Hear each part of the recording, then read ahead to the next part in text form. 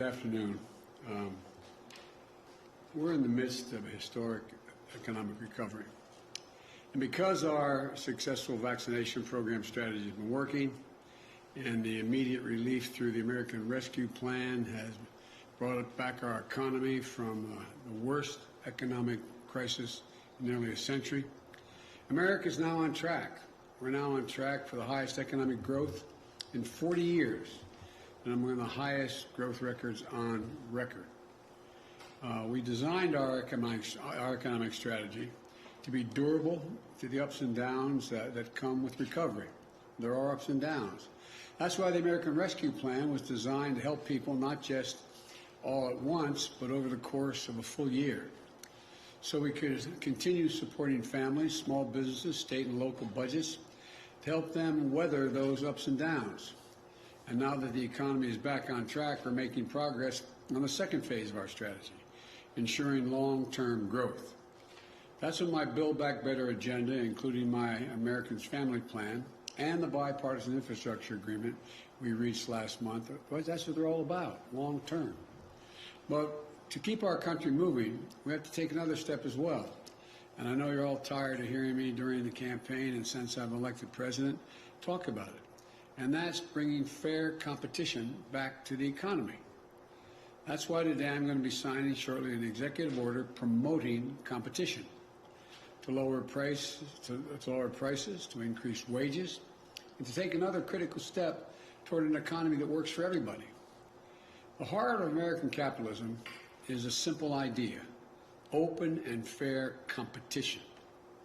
That means that if your companies want to win your business, they have to go out and they have to up their game. Better prices and services, new ideas and products. That competition keeps the economy moving and keeps it growing. Fair competition is why capitalism has been the world's greatest force of prosperity and growth. By the same token, competitive economy means companies must do everything they do to compete for workers, offering higher wages, more flexible hours, better benefits. But what we've seen over the past few decades is less competition and more concentration that holds our economy back. We see it in big agriculture, in big tech, in big pharma. The list goes on. Rather than competing for consumers, they are consuming their competitors. Rather than competing for workers, they're finding ways to gain the upper hand on labor. And too often, the government has actually made it harder for new companies to break in and compete. Look at what that means for family budgets. Take prescription drugs. Just a handful of companies control the market for many vital medicines, giving them leverage over everyone else to charge whatever they want. As a result, Americans pay 2.5 times more for prescription drugs than in any other leading country. And nearly 1 in 4 Americans struggles to afford their medication. Another example, hearing aids. Right now, if you need a hearing aid, you can't just walk into a pharmacy and pick one up over the counter. You have to get it from a doctor or a specialist. Not only does that make getting hearing aids inconvenient, it makes them considerably more expensive. And it makes it harder for new companies to compete, innovate, and sell hearing aids at lower prices. As a result, a pair of hearing aids can cost thousands of dollars. That's a big reason why just 1 in 7 Americans with hearing loss actually use a hearing aid. Another example, internet services. There are more than 65 million Americans live in a place with only one high-speed internet provider. Research shows when you have a limited internet operation, you pay up to 5 times more on average than families in places with more choices. That's what a lack of competition does. It raises the prices you pay. It's not just consumers getting hurt. Big ag is putting a squeeze on farmers. Small and family farms, first-time farmers, like veterans coming home and Black and Latino and indigenous farmers. They're seeing price hikes for seed, lopsided contracts, shrinking profits, and growing debt. Lack of competition hurts workers as well. In many communities, there are only a handful of employers left competing for workers. Think of company towns across Appalachia and other parts of the country where one big corporation runs the show. When corporations have that kind of leverage over workers, it pushes down advertised wages by up to 17%. And as competition decreases, businesses don't feel the pressure to innovate or invest in their workforce. That hurts working families and hurts our economy. All told, between rising prices and lowering wages, lack of competition costs the median American household $5,000 a year. Well, look, I'm a proud capitalist. I spent most of my career representing the corporate state of Delaware. I know America can't succeed unless American business succeeds. But let me be very clear. Capitalism without competition isn't capitalism. It's exploitation. Without healthy competition, big players can change and charge whatever they want and treat you however they want. And for too many Americans, that means accepting a bad deal for things that you can't go without. So, we know we've got a problem, a major problem, but we also have an incredible opportunity. We can bring back more competition to more of the country, helping entrepreneurs and small businesses get in the game, helping workers get a better deal, helping families save money every month. Good news is we've done it before.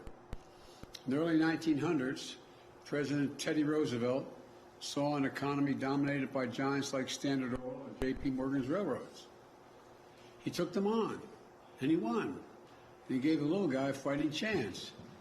Decades later, during the Great Depression, his cousin Franklin Roosevelt saw a wave of corporate mergers that wiped out scores of small businesses, crushing competition and innovation. So he ramped up antitrust enforcement, eightfold in just 2 years, saving families billions in today's dollars and helping set the course for sustained economic growth after World War II. He also called for an economic Bill of Rights, including, quote, the right of every businessman, large and small, to trade in an atmosphere of freedom from unfair competition and domination by monopolies, end of quote. Between them, the two Roosevelts established an American tradition, an antitrust tradition. It's how we ensure that our economy isn't about people working for capitalism, it's about capitalism working for people. But over time, we've lost the fundamental American idea that true capitalism depends on fair and open competition. 40 years ago, we chose the wrong path, in my view, following the misguided philosophy of people like Robert Bork and pulled back on enforcing laws to promote competition. We are now 40 years into the experiment of letting giant corporations accumulate more and more power. And what have we gotten from it? Less growth, weakened investment, fewer small businesses. Too many Americans who feel left behind. Too many people who are poorer than their parents. I believe the experiment failed. We have to get back to an economy that grows from the bottom up and the middle out. The executive order I'm soon going to be signing commits the federal government to full and aggressive enforcement of our antitrust laws. No more tolerance for abusive actions by monopolies.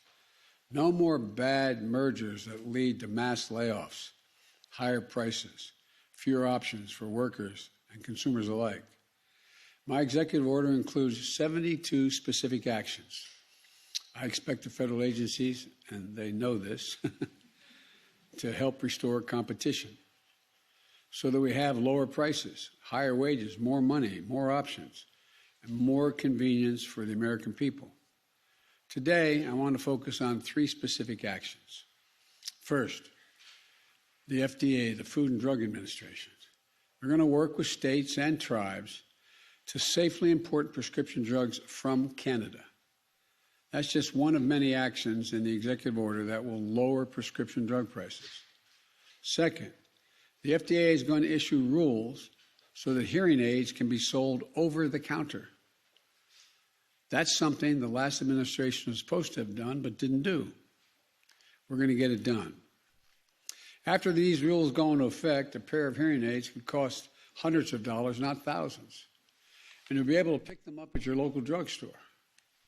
Third, we're going to improve competition for workers. I've talked a lot about non-compete agreements, contracts that say you can't take another job in your field even if you get a better deal. I made a speech, I was just reminiscent with my staff, back in 2018 at the Brookings Institution, where I talked about the non-compete clauses that were just, I found to be absolutely ridiculous, but how prevalent they were throughout industries.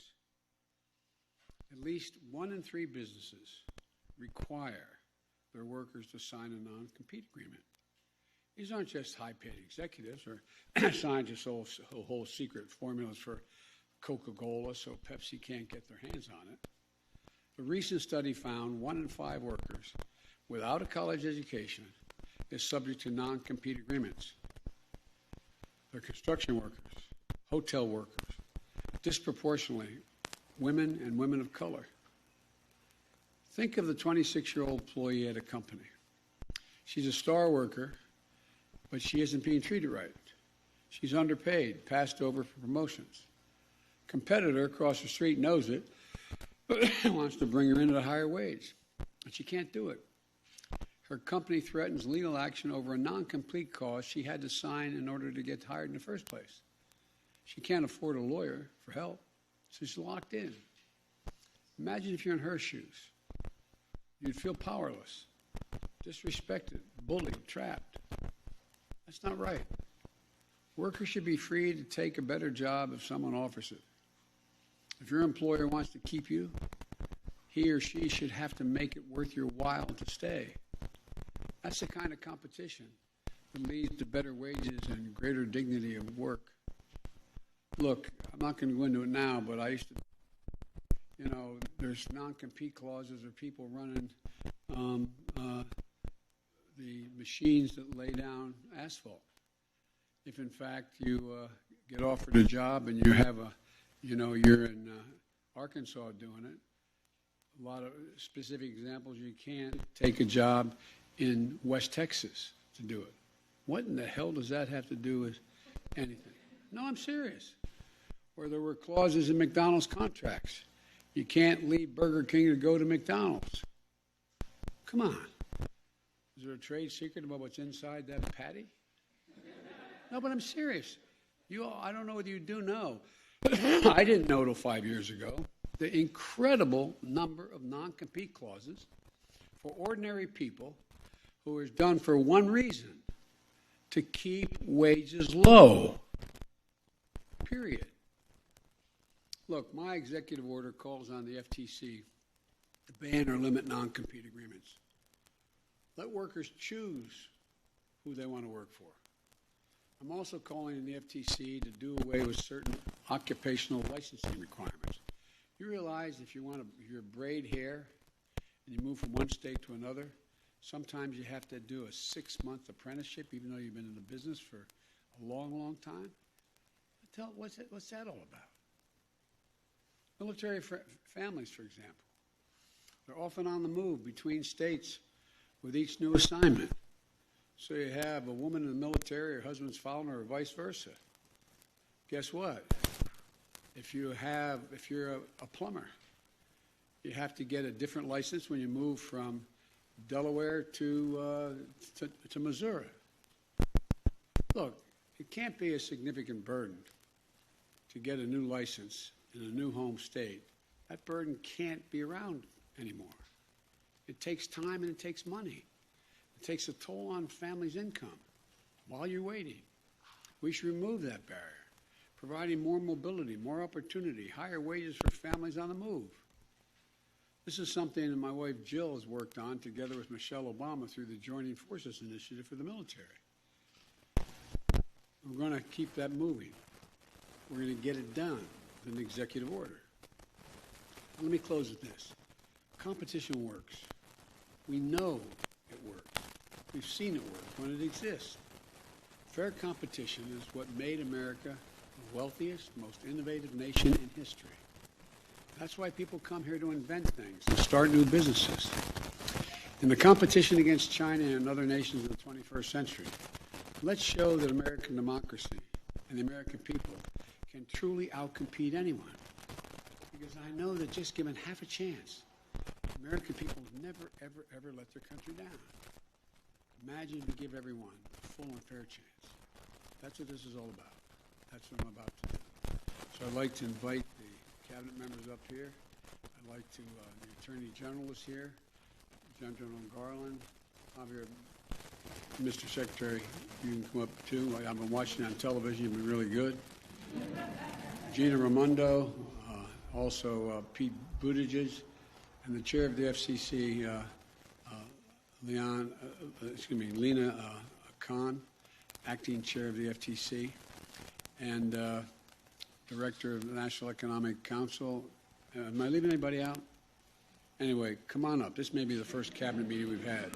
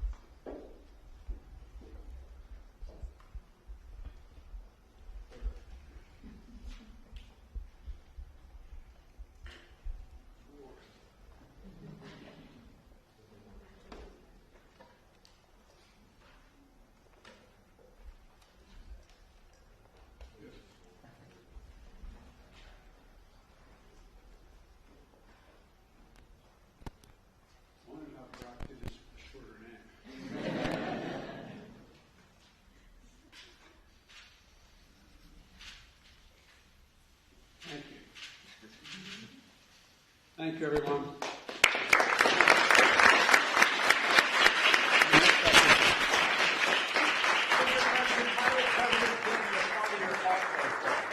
How did President Clinton respond to your call today, sir? Well, I made it very clear to him that